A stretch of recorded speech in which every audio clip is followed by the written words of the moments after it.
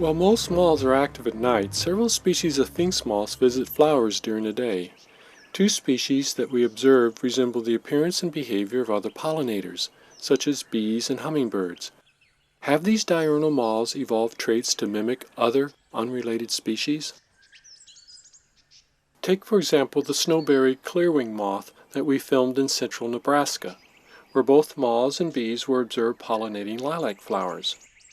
Not only is this stout-bodied, hair-covered moth the same size as, say, a carpenter bee, it exhibits lateral stripes on the abdomen, a yellow compact thorax, black legs, and transparent wings.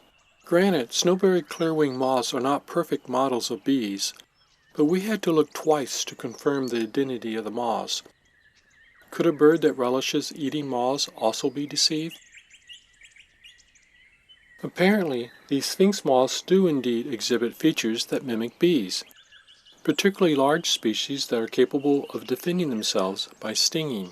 To be mistaken for a bee could deter some predators from attacking a harmless yet conspicuous moth, at least long enough for a moth to evade capture.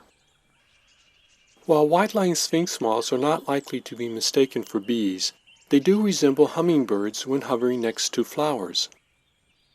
In fact, in some regions they are called hummingbird hawk moths. Being diurnal, the moths visit the same flowers as hummingbirds, and both the moths and the birds penetrate deeply into a flower to extract nectar.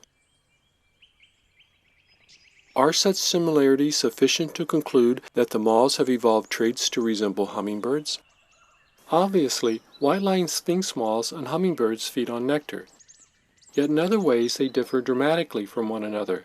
For example, in size and appearance. With regard to hawk moths, the bold patterns on their wings and body have not evolved to resemble hummingbirds, but perhaps to disrupt the appearance of a moth when it descends to the ground to rest or lay eggs. How should we consider the similarities of hawk moths and hummingbirds? Are such shared traits merely coincidental, or perhaps an example of convergent evolution?